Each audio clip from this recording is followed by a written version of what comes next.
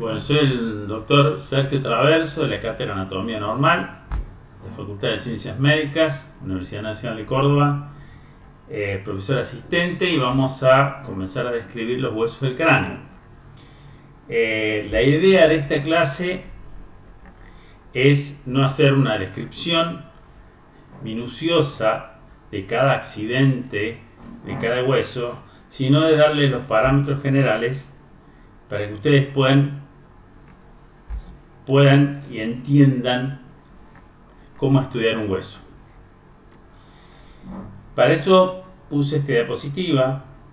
La primera es para que veamos una idea general. La idea general consiste en cómo estudiar un hueso del cráneo, y esto lo podemos aplicar para todos los demás huesos. Primero y principal vamos a tener que hablar de la ubicación, clasificarlo. La clasificación puede ser de diversas formas, ya la veremos. Luego vamos a ver con quién se relaciona, lo aplicamos también en los órganos.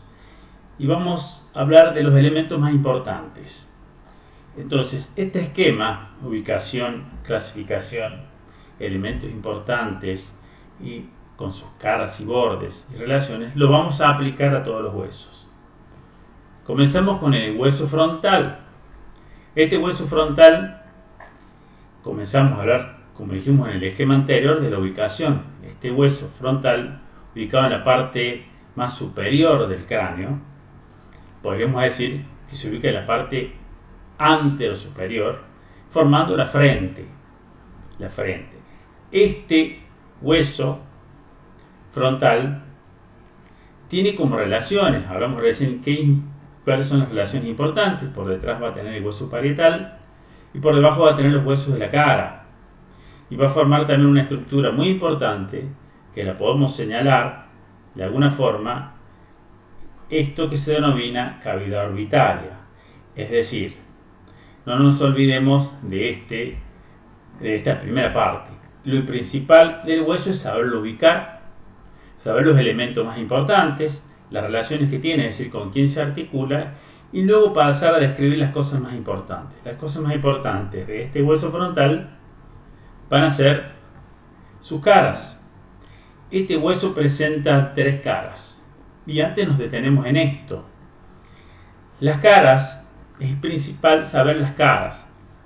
Cara anterior, la cara inferior y su cara posterior. Primero debemos saber la ubicación exacta dentro del macizo craneal. Luego tenemos que saber los elementos más importantes, con quién se relaciona, con quién se articula. Luego describir las caras, saber cuáles son las caras del hueso, para luego en última instancia agregar accidentes y elementos de cada una de esas caras. Y nos paramos en elementos importantes como ser, y acá les puse esto, cara anterior. Tiene una cara anterior que se denomina exocraneal. Esta cara anterior o exocraneal podríamos decir que se relaciona hacia atrás con los huesos parietales y hacia abajo con los huesos de la cara. Pero también, ¿por qué le llamamos exocraneal? Esta cara es externa en relación a los tegumentos. Está en relación a los tegumentos externos del cuerpo humano, es decir, se relaciona con la piel, con el tejido celular subcutáneo, con las aponeurosis. Por eso se denomina exocraneal. Y otro elemento importante que tenemos en esta cara es que es convexa.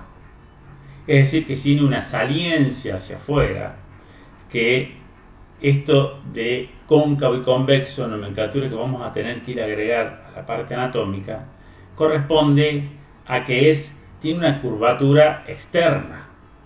Digamos, si vamos a la nomenclatura general, lo externo, la convexidad, habla de una curvatura o de una saliencia anterior. Y ahora comenzamos a describir la cara. Esta cara, que ya dijimos dos cosas importantes. Primero, que es exocraneal en relación a los elementos y es convexa por su forma. Podemos clasificar el hueso también en un hueso par o impar, ¿sí? Este es un hueso impar. Este hueso impar, y lo podemos clasificar de acuerdo a las características de los huesos, largos o anchos, etc. Es decir, la clasificación la podemos ajustar de acuerdo al elemento donde estamos estudiando. Esta cara anterior exocraneal presenta una sutura media o metópica, que la podemos marcar a este nivel. Presenta dos eminencias derecha e izquierda, que es difícil con esta virtualidad de tratar de verlo en sus dimensiones. Tiene saliencias que suelen ser más marcadas en la mujer. Estas son las eminencias.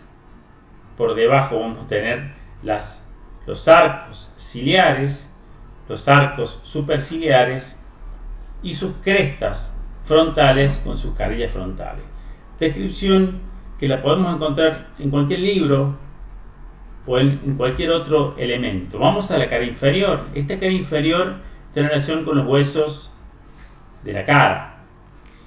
Encontramos elementos importantes.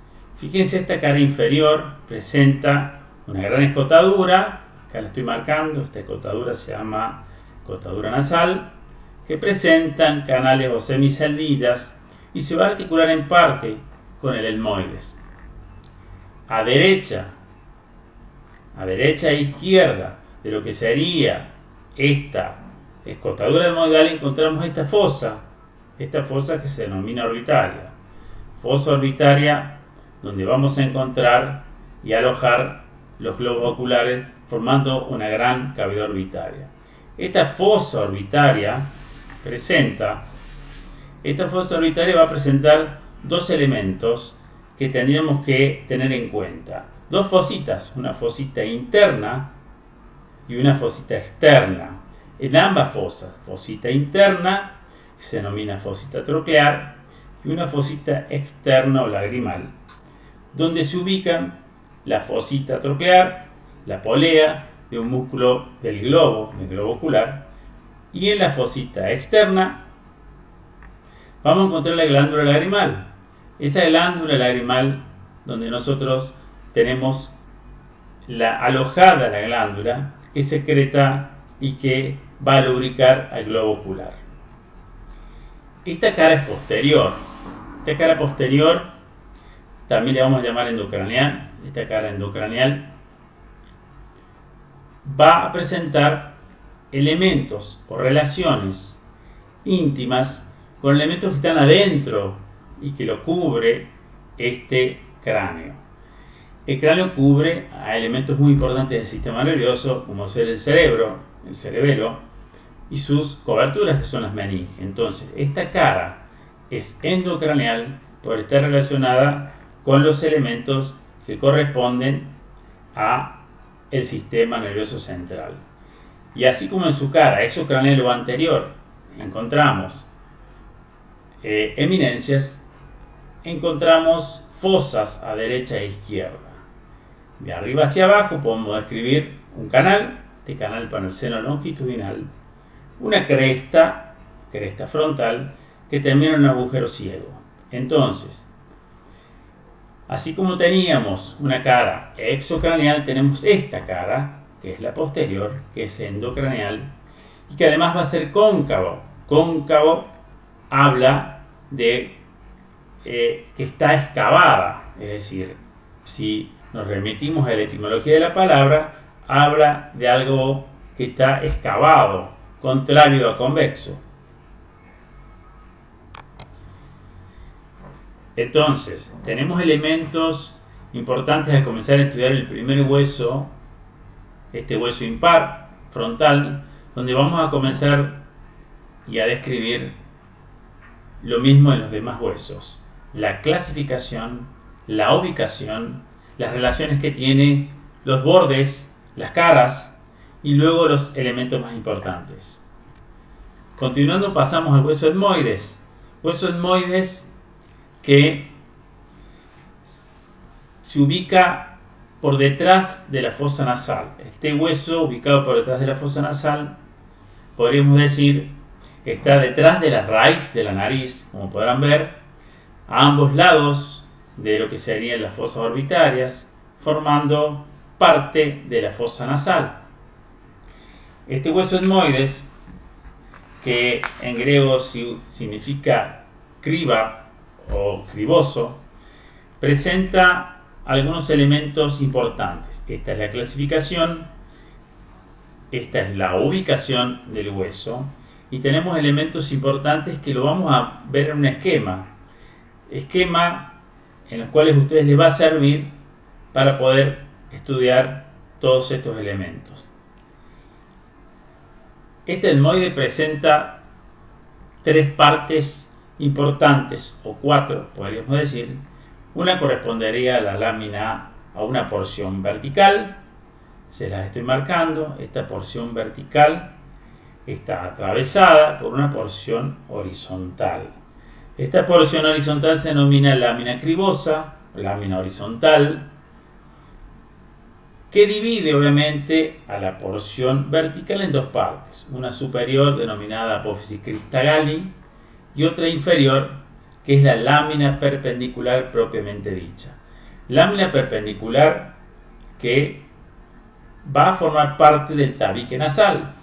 Lo que divide a las dos fosas nasales es este tabique junto con otro hueso que se denomina vomer y parte del cartílago de la nariz. Entonces vuelvo a repetir: porción horizontal, porción vertical. La porción vertical dividida por la porción horizontal en una lámina perpendicular propiamente dicha y la apófisis crista galli. Penden, como así lo describen los libros, estas superficies cuadriláteras que vemos hacia abajo, marcadas a derecha e izquierda de la lámina cribosa, es que se denominan masas laterales. Es decir, que este hueso presenta estas masas laterales que están a derecha e izquierda y forman parte de la fosa nasal. Dentro de estas estructuras que ustedes van a describir, que van a ver más detalles, vamos a ver dos elementos importantes. Presentan los cornetes. Las masas laterales presentan los cornetes. Cornete superior y cornete medio, que corresponden a este hueso etmoides, y también presta inserción al cornete inferior, que corresponde a un hueso de la cara. Es decir, que si hacemos un repaso de este hueso con este esquema, vamos a ver la porción vertical y la porción horizontal. La porción horizontal podemos agregar que está perforada de orificios, por eso se denomina cribosa, para el paso del nervio nasal, de los nervios nasales correspondientes a la vía olfatoria. Pasamos a otro hueso, el hueso efenoides, un hueso que es difícil ubicarlo desde afuera, pero sí podemos decir que se ubica en el medio del cráneo, en el medio de la base del cráneo. Este hueso está ubicado por detrás del etmoides y por delante del hueso occipital. Es un hueso ubicado en la parte media y forma parte de lo que se llama base del cráneo. Este hueso tiene elementos importantes. Entonces comenzamos, como siempre, a ubicarlo. Tenemos que ubicarlo al hueso dentro del cráneo óseo. Este cráneo óseo vamos a ubicar los distintos huesos en los distintos lugares con su distinta ubicación. Este efenoide presenta un cuerpo, es este que estoy señalando, que vamos a pensar que es un cubo, tiene 6 caras. Una cara superior, una cara inferior. Esta cara que los mira a ustedes es la cara anterior, detrás está la cara posterior y sus caras laterales donde nacen otros elementos. Este hueso tiene el cuerpo del efenoides, que acabo de describir, un cubo con 6 caras, alas menores, alas mayores y apófisis pterigoides. Es decir, que son 4 elementos que formarían este hueso para poder comenzar a describirlo. Es decir, primero lo ubico, lo clasifico. Obviamente puedo decir que es un hueso impar, medio y simétrico. Luego describo las 4 partes: cuerpo, alas menores, alas mayores y apófisis pterigoides. Y luego puedo pasar a describir recién accidentes importantes. Esto es una vista superior. Esta vista superior del efenoides describe en su cuerpo, volvemos a ver su cuerpo a este nivel, cuerpo en la parte media, acá vemos las alas menores, alas menores, alas mayores y hacia abajo las apófisis pterigoides. En esta cara superior del cuerpo me detengo. Aparece algo que se denomina silla turca. Esta silla turca es una cavidad donde se aloja la glándula hipófisis o pituitaria y presenta dos apófisis clinoides anteriores, dos apófisis clinoides posteriores que van a determinar esta cavidad donde se ubica la glándula hipófisis o pituitaria. Esta silla turca, así denominada, se encuentra en esta vista superior. En esta vista superior volvemos a describir todas las partes, las alas menores, que no se olviden van a formar parte de las fosas orbitarias. Las alas mayores van a formar parte de la fosa también orbitaria, temporomaxilar y temporomandibular. Esto es una vista posterior. Esta vista posterior del hueso presenta una lámina cuadrilátera. Lámina cuadrilátera que, como dijimos, este hueso presenta hacia atrás la articulación con el occipital. Esta lámina cuadrilátera se articula con una parte que se denomina apófisis basilar del hueso occipital. Y volvemos a describir los mismos elementos, alas menores, alas mayores y apófisis pterigoides. Es importante estudiar primero las partes más importantes, saber cuál es el cuerpo, ubicar sus caras, para luego describir los otros elementos. Este cuerpo del efenoides, no se olviden con sus 6 caras. Esta es la posterior y fíjense las caras laterales. De las caras laterales nacen las alas mayores y parte de las apófisis pterigoides. Las alas menores van a formar parte, como dijimos, de las fosas orbitarias. Las alas mayores también corresponden a las fosas orbitarias y la fosa pterigomaxilar, que luego describiremos con más exactitud. Estas apófisis pterigoides nacen hacia abajo. Estas apófisis pterigoides presentan fosa pterigoidea y una apófisis, la apófisis Sivinini. Esta fosa es importante para poder insertar los músculos pterigoideos correspondientes a la masticación. Pasemos al hueso occipital. Fíjense este hueso occipital en esta diapositiva, donde podemos nosotros ubicarlo y poder decir que estamos en la parte que se ubica en la parte posterior inferior del cráneo, diferente a lo que sería el frontal, que estaba en la parte antero superior. Este hueso está en la parte posterior inferior, relacionado hacia abajo, luego lo vamos a ver en una radiografía, con la columna cervical, y presenta obviamente sus relaciones, que las tenemos que estudiar. Tenemos que saber que tiene hacia adelante. Adelante tenemos el hueso parietal y el hueso temporal, y hacia abajo se va a articular con lo que sería la columna cervical. Este hueso occipital presenta 3 partes importantes, podríamos definirlas, 3 partes, podemos dividirlo en 3 partes para su estudio. Esta parte que se denomina apófisis basilar, esta parte que es el agujero magno y esta parte que se llama escama. Este hueso tiene 2 caras y acá nos paramos de nuevo diciendo que esta cara se llama antero superior y luego lo van a poder entender ustedes cuando tengan el cráneo en la mano. Esta cara antero superior es endocraneal, va a estar en relación con lo que sería el sistema nervioso central y presenta elementos muy claros a distinguir, importantes.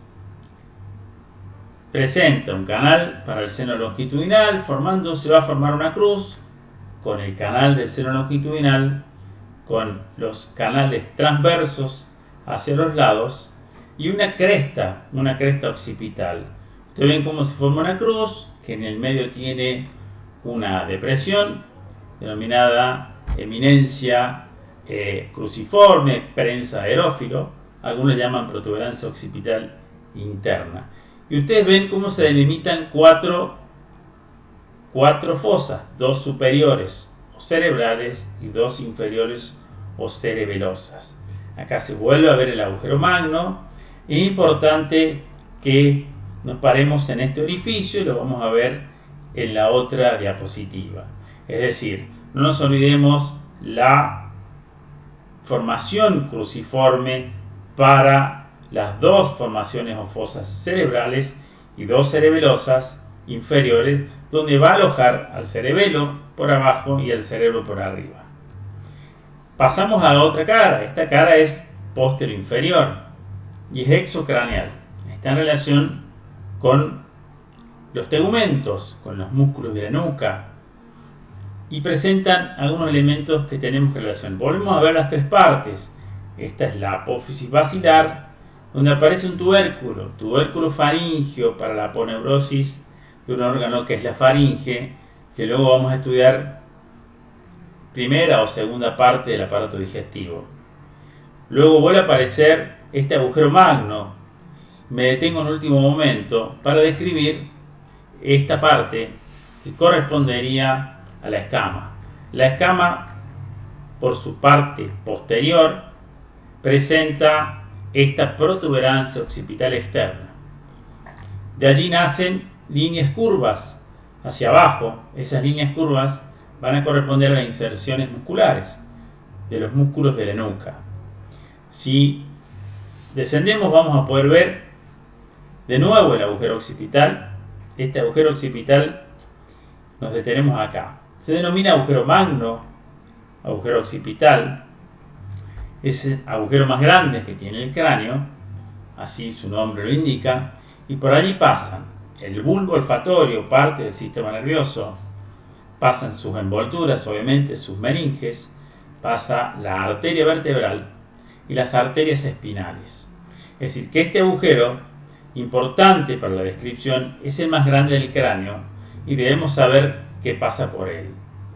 Podemos describir a ambos lados, derecha e izquierda, de este agujero magno, podemos describir los cóndilos donde se va a articular parte de lo que sería la columna cervical, exactamente el atlas, la primera vértebra cervical.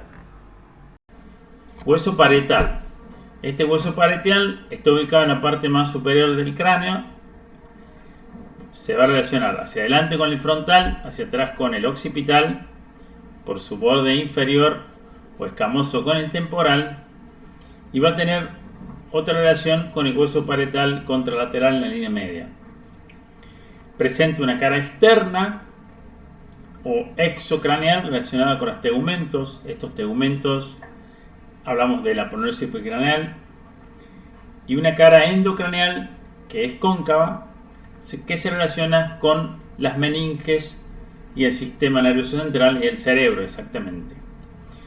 Este hueso no tiene grandes accidentes. Es importante que veamos los bordes y que tengamos en cuenta, como dijimos, teniendo en cuenta la clasificación y su ubicación. Vamos a pasar a ver radiografías. Desde el primer año tenemos que comenzar a ver algunas radiografías normales, para cuando lleguemos a años superiores ver las radiografías patológicas. Podemos describir en líneas generales